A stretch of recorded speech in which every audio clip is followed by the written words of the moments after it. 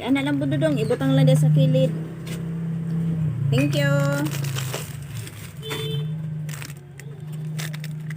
Magbutas tayo ng ganito, guys.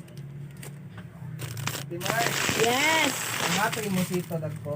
Ha? Panghatay mo sito dagko. Sito? Oh, dagko ipanghatag mo. Oh, yan. Pili sa kasunod semana. Mo kana. Wala sakto. Ay, sus, dagko na gid, dagko inising sana kay. Oo. Dagko.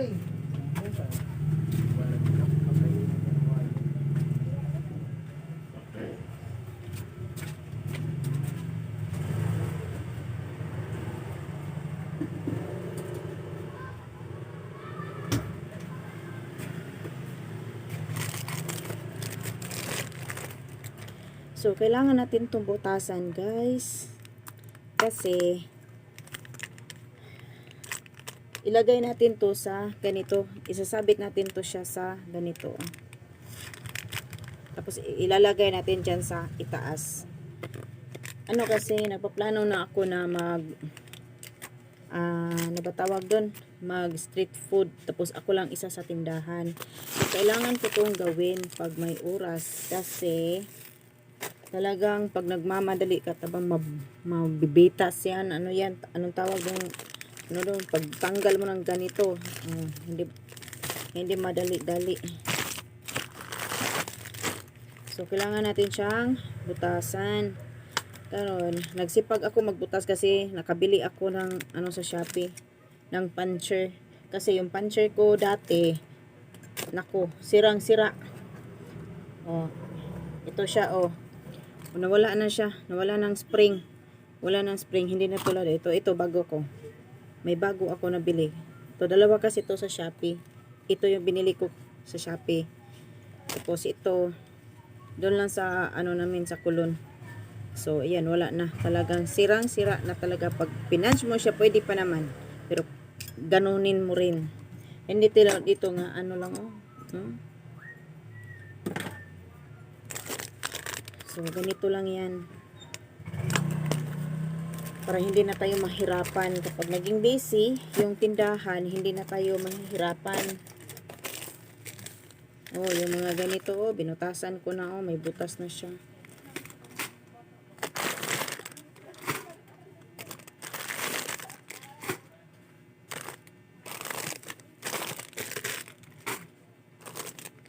Oh, ito, Milo. Kailangan natin to, oh, tulad nito, oh, pag nagmamadali ka, diretso-diretso, oh, ito, oh, muntika na. Paano pa ito mabenta kapag nakisi? Nakisi na siya, oh. Hindi mo na ito mabibinta pag naano siya. Tapos yung gunting, pahirapan pa. Tago ng tago yung gunting ko, oh, nasaan na yun? Hindi ko na alam kung nasaan na yung gunting ko. Maliit na gunting ko.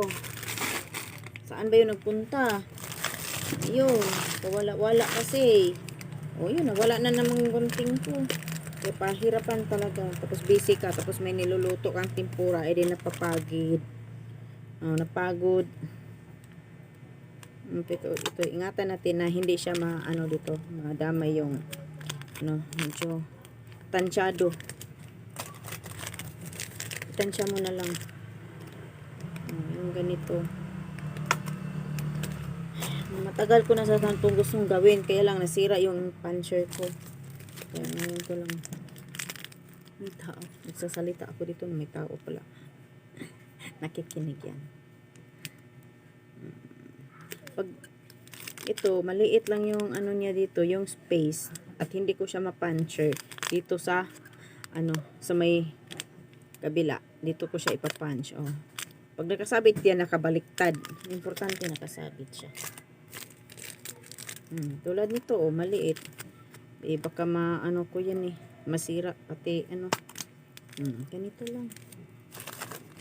Ay, life. Oh, ito. Baliktad to. Lahat ng paninda ko, binaliktad ko na. Oh, ito, maano siya. So, puncher siya. Oh, medyo malaki-laki.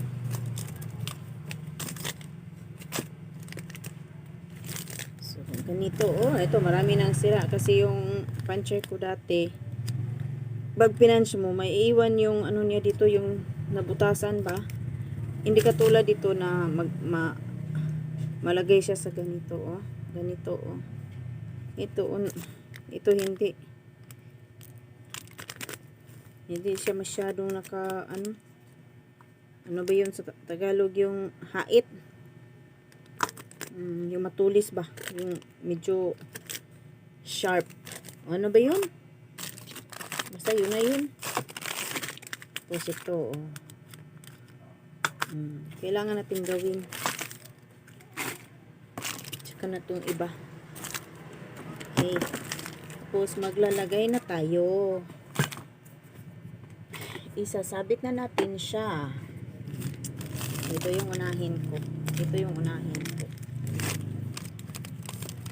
Tapos, pag nilagay mo siya doon sa ano, parang ganon siya. Tapos, dapat yung pangalan nakatalikod. Bali ganon siya para makikita doon sa labas. Tapos, yung mga ano na dito, nasa harap mo na. Kaharap mo, bali magkatalikod talaga silang dalawa. Oh, ganun lang. Para makita mo naman kung ano yung nakalinya sa kanya or nakasabit sa kanya.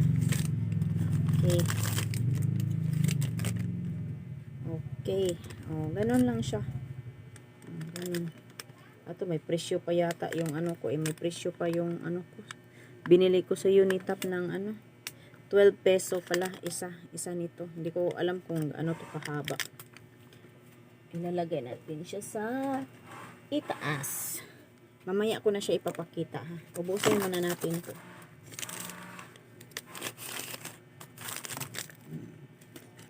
Ganon, bali nakaharap siya doon sa labas. Oh, nakabaliktad pa. Tingnan natin yung nasaan yung hindi nakabaliktad. Parang nakabaliktad lahat, ah. Kailangan natin iharap yung hindi nakabaliktad. Baka yung magbasa parang ganon, nagbabasa, nakabaliktad din siya. Okay, pwede, oh. So, dalawang butas na siya. Natakot kasi ako nung una. Kasi, medyo, hindi siya natanggal kasi. Hindi masyadong sharp. Tapos, pwede na to. Pwede na baliktad. Ano ba to?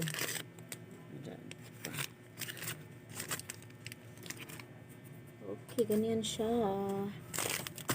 Ganyan lang siya.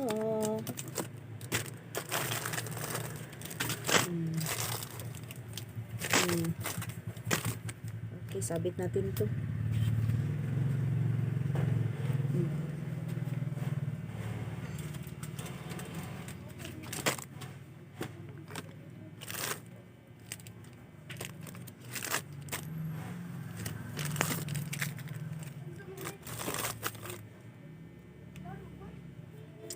Talagang pinahirapan ako sa tumang kalisod nito baliktad lahat kasi baka kasi masira ko dito, pero sortihan tayo dito. Sharp naman to kasi. Okay, mayroon pa. Nagawan ko rin. Medyo konti na lang.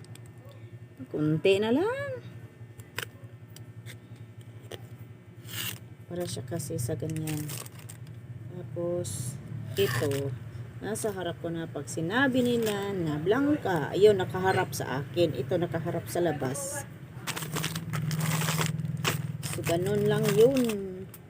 Blanca, okay. Lagay natin dyan sa itaas. Ay.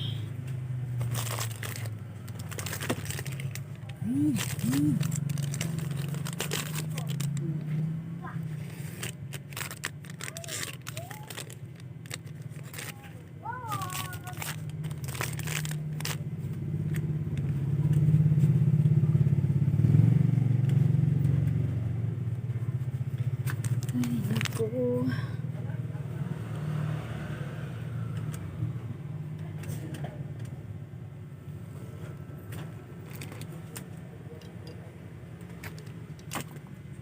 unahin natin to mga ano, mga twin, yung twin. So isasabit natin yan para yan sa harap. Ito para sa akin, para makita. Ganon.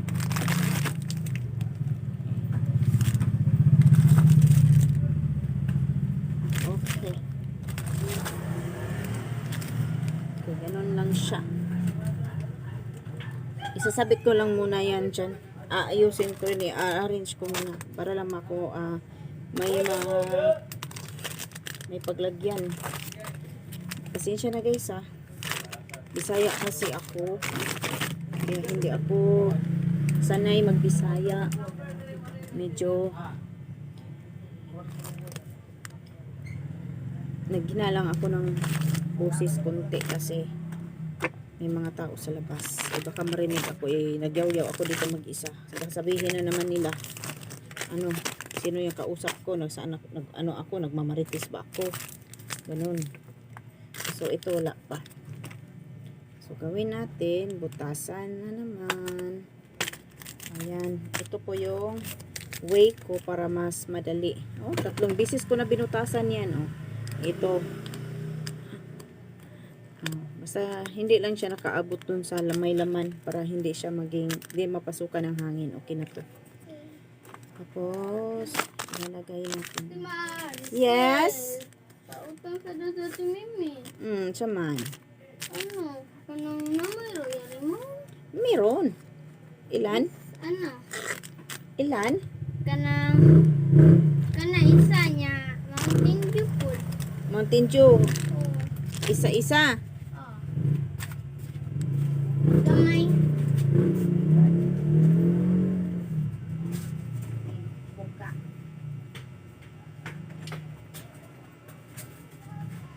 Nabi.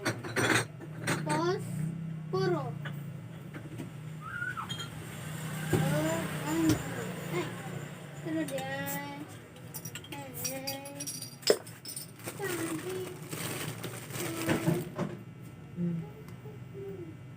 Okay, basiyo ha. Ilista ko muna. Baka makalimutan ko.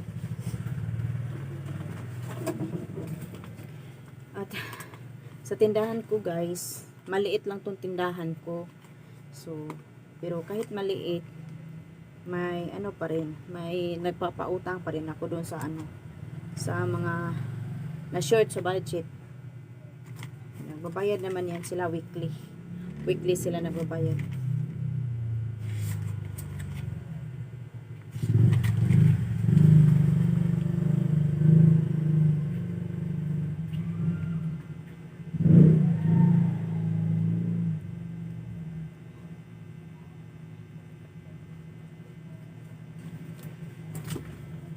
Pero ilan lang sila kasi hindi ko kaya magpautang ng malaki-laki or ng marami. Kunti lang yan utang nila sa akin. Hindi yan pag yung tipong pag hindi ka binayaran hindi masyadong maka-stress. Hindi masyadong naka-stress yung ganun. Kunti lang. Yung moto ko kasi, di na bali walang benta. Hindi basta hindi lang sila umutang sa akin. Or hindi, kahit hindi sila bumili sa akin, basta hindi lang sila uutang sa akin, okay lang ako. Kaysa naman, yung nagpinautang mo sila, tapos makikita mo naman, doon sa kabila bumili. Di ba? Saklap nun. At saka yung sa ugali ko, hindi pwede sa akin yan. Talagang, itong ugali ko talaga. Hindi yan pwede sa akin. Kaya huwag lang nilang subukan. Mabuti naman akong tao. Pero minsan, kapag tried door na, parang niloloko na ako, hindi na pwede yan.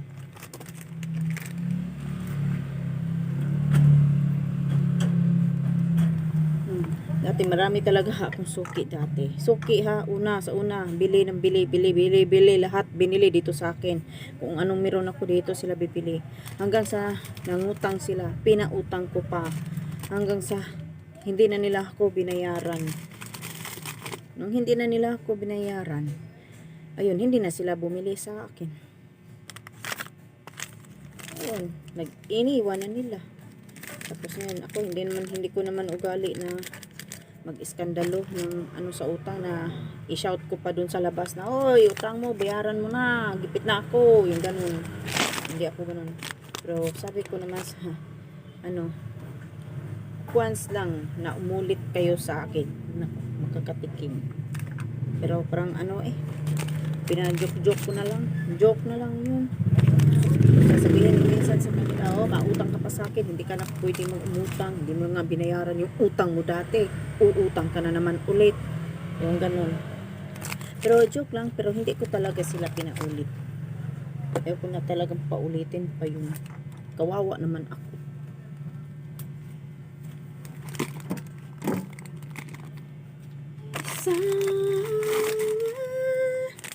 So ito Milo, ito lang muna ha. Kasi ipapakita ko sa inyo. Kasi mataas-taas, medyo mahaba na tong video ko. So ito baliktaran. Oh, same lang kanina. Tapos ilalagay ko muna to sa taas.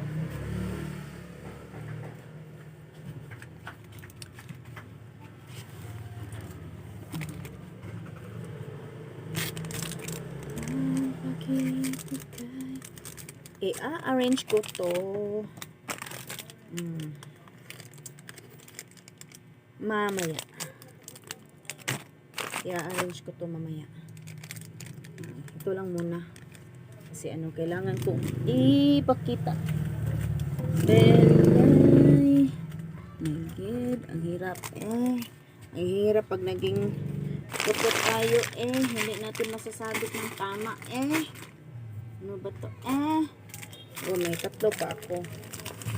Hindi kasi pwede na nandyan lang siya sa baba. Kasi pag dyan lang siya sa baba at natatabunan ng iba ko pang paninda, hindi na to siya mabibinta. Kasi na makakalimutan ko na.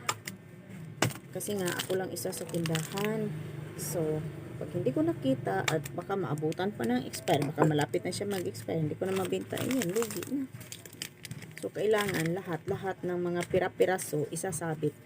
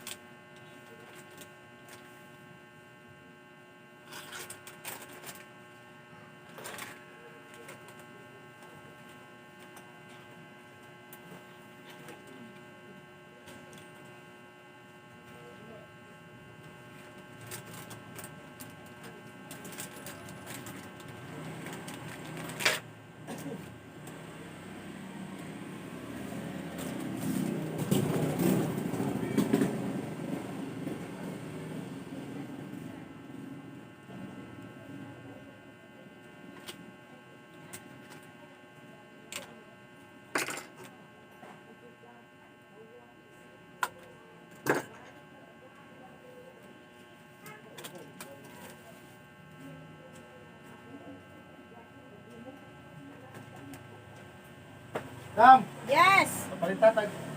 Bilis na dami. So, ayan siya guys. Ganyan lang siya. Ganyan lang siya. Marami pang iba na kailangan ko pa munang manguha dito sa mga nakasabit para ilagay dyan.